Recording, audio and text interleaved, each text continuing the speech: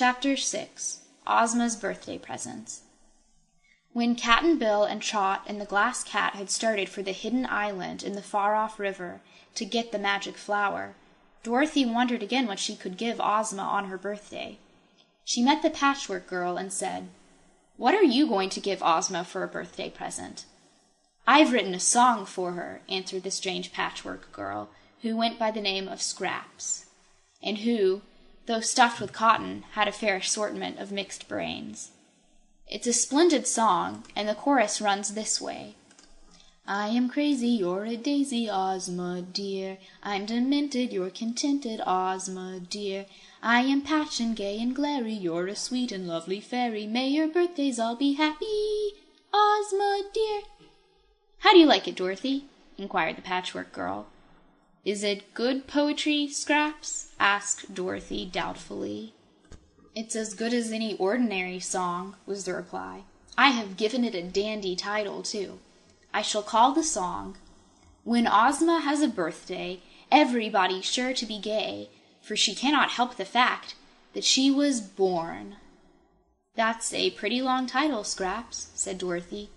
That makes it stylish, replied the Patchwork Girl, turning a somersault and alighting on one stuffed foot. Nowadays, the titles are sometimes longer than the songs. Dorothy left her and walked slowly toward the palace, where she met the Tin Woodman just going up the front steps. "What are you going to give Ozma on her birthday?" she asked. "It's a secret, but I'll tell you," replied the Tin Woodman, who was Emperor of the Winkies. "I am having my people make Ozma a lovely girdle set with beautiful tin nuggets. Each tin nugget will be surrounded by a circle of emeralds, just to set it off to good advantage. The clasp of the girdle will be pure tin. Won't that be fine?" "I'm sure she'll like it," said Dorothy. "Do you know what I can give her?" "I haven't the slightest idea, Dorothy. It took me 3 months to think of my own present for Ozma."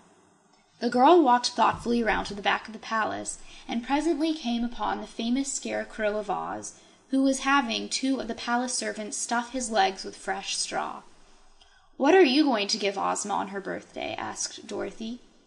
"I want to surprise her," answered the Scarecrow. "I won't tell," promised Dorothy. "Well, I'm having some straw slippers made for her, all straw, mind you, and braided very artistically.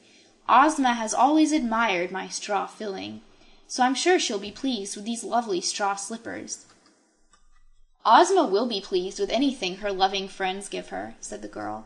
"What I'm worried about, Scarecrow, is what to give Ozma that she hasn't got already." "That's what worried me until I thought of the slippers," said the Scarecrow. "You'll have to think, Dorothy. That's the only way to get a good idea. If I hadn't such wonderful brains, I'd never have thought of those straw foot decorations." Dorothy left him and went to her room, where she sat down and tried to think hard. A pink kitten was curled up on the window-sill, and Dorothy asked her, "What can I give Ozma for her birthday present?" "Oh, give her some milk," replied the pink kitten. "That's the nicest thing I know of." A fuzzy little black dog had squatted down at Dorothy's feet and now looked up at her with intelligent eyes. "Tell me, Toto," said the girl, "what would Ozma like best for a birthday present?" The little black dog wagged his tail. "Your love," said he. "Ozma wants to be loved more than anything else." "But I already love her, Toto." "Then tell her you love her twice as much as you ever did before." "That wouldn't be true," objected Dorothy, "for I've always loved her as much as I could, and really, Toto, I want to give Ozma some present, 'cause everyone else will give her a present." "Let me see," said Toto. "How would it be to give her that useless pink kitten?" "No, Toto, that wouldn't do." "Then 6 kisses." "No, that's no present." "Well, I guess you'll have to figure it out for yourself, Dorothy," said the little dog. "To my notion, you're more particular than Ozma will be." Dorothy decided that if anyone could help her, it would be Glinda the Good, the wonderful sorceress of Oz, who was Ozma's faithful subject and friend. But Glinda's castle was in the Quadling country and quite a journey from the Emerald City. So the little girl went to Ozma and asked permission to use the wooden sawhorse and the royal red wagon to pay a visit to Glinda, and the girl ruler kissed Princess Dorothy and graciously granted permission. The wooden sawhorse was one of the most remarkable creatures in Oz. Its body was a small log, and its legs were limbs of trees stuck in the body. Its eyes were knots, its mouth was sawed in the end of the log, and its ears were 2 chips. A small branch had been left at the rear end of the log to serve as a tail. Ozma herself, during one of her early adventures, had brought this wooden horse to life, and so she was much attached to the queer animal, and had shod the bottoms of its wooden legs with plates of gold, so they would not wear out. The Sawhorse was a swift and willing traveler, and though it could talk if need arose, it seldom said anything unless spoken to. When the Sawhorse was harnessed to the red wagon, there were no reins to guide him, because all that was needed was to tell him where to go. Dorothy now told him to go to Glinda's castle, and the Sawhorse carried her there with marvelous speed. "Glinda," said Dorothy, when she had been greeted by the sorceress, who was tall and stately, with handsome and dignified features, and dressed in a splendid and becoming gown, "what are you going to give Ozma for a birthday present?" The sorceress smiled and answered, "Come into my patio, and I will show you."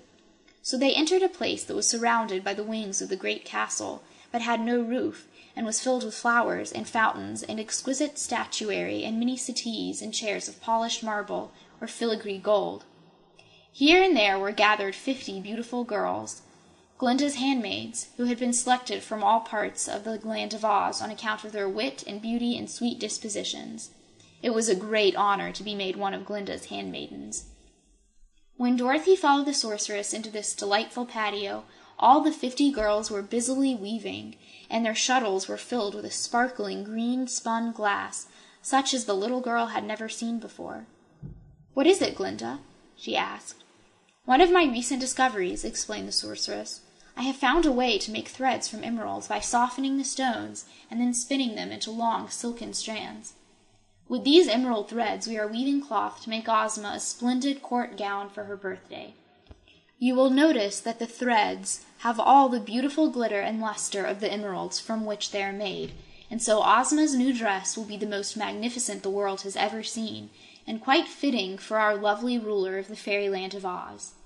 Dorothy's eyes were fairly dazed by the brilliance of the emerald cloth, some of which the girls had already woven. "I've never seen anything so beautiful," she said with a sigh. "But tell me, Glinda, what can I give our lovely Ozma on her birthday?" The good sorceress considered this question for a long time before she replied. Finally she said, "Of course there will be a grand feast at the royal palace on Ozma's birthday, and all our friends will be present. So I suggest that you make a big, fine birthday cake for Ozma and surround it with candles." "Oh, just a cake!" exclaimed Dorothy in disappointment. "Nothing is nicer for a birthday," said the sorceress. "How many candles should there be on the cake?" asked the girl. "Just a row of them," replied Glinda, "for no one knows how old Ozma is, although she appears to us to be just a young girl, as fresh and fair as if she had lived but a few years." "A cake doesn't seem like much of a present," Dorothy asserted. "Make it a surprise cake," suggested the sorceress. "Don't you remember the 24 blackbirds that were baked in a pie? Well, you need not use live blackbirds in your cake, but you could have some surprise of a different sort." "Like what?" questioned Dorothy eagerly. "If I told you, it wouldn't be your present to Ozma, but mine," answered the sorceress with a smile. "Think it over, my dear, and I'm sure you can originate a surprise that will add greatly to the joy and merriment of Ozma's birthday banquet." Dorothy thanked her friend and entered the red wagon and told the Sawhorse to take her back home to the palace in the Emerald City. On the way, she thought the matter over seriously of making a surprise birthday cake, and finally decided what to do.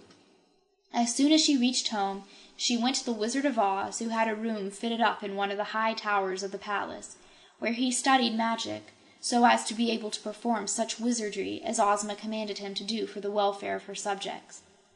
The wizard and Dorothy were firm friends, and had enjoyed many strange adventures together. He was a little man with a bald head and sharp eyes, and a round, jolly face, and because he was neither haughty nor proud, he had become a great favorite with the Oz people. "Wizard," said Dorothy, "I want you to help me fix up a present for Ozma's birthday." "I'll be glad to do anything for you and for Ozma," he answered. "What's on your mind, Dorothy?" "I'm going to make a great cake, with frosting and candles, and all that, you know." "Very good," said the wizard.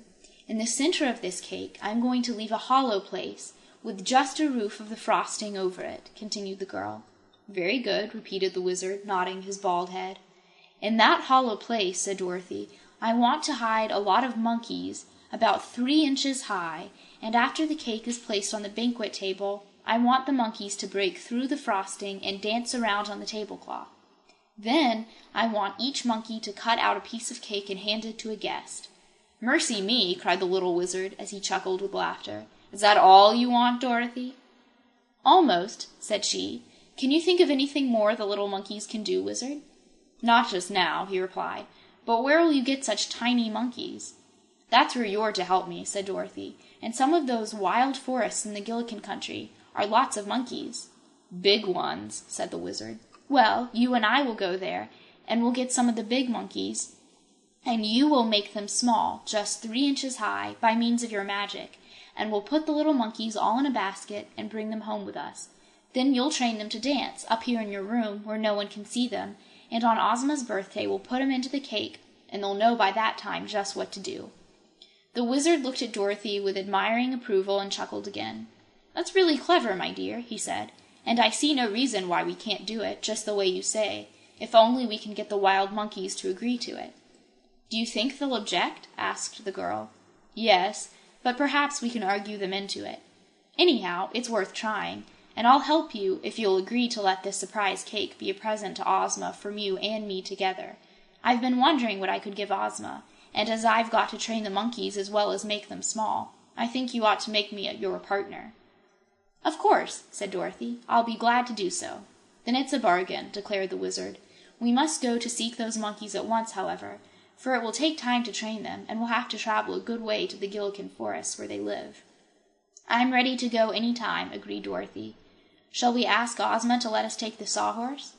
The Wizard did not answer that at once. He took time to think of the suggestion. "No," he answered at length. "The Red Wagon couldn't get through the thick forests, and there's some danger to us in going into the wild places to search for monkeys. So I propose we take the Cowardly Lion and the Hungry Tiger. We can ride on their backs as well as in the Red Wagon, and if there is danger to us from other beasts, these 2 friendly champions will protect us from all harm." "That's a splendid idea," exclaimed Dorothy. "Let's go now and ask the Hungry Tiger and the Cowardly Lion if they will help us. Shall we ask Ozma if we can go?" "I think not," said the Wizard, getting his hat and his black bag of magic tools. "This is to be a surprise for her birthday, and so she mustn't know where we're going. We'll just leave word, in case Ozma inquires for us, that we'll be back in a few days." End of Chapter 6.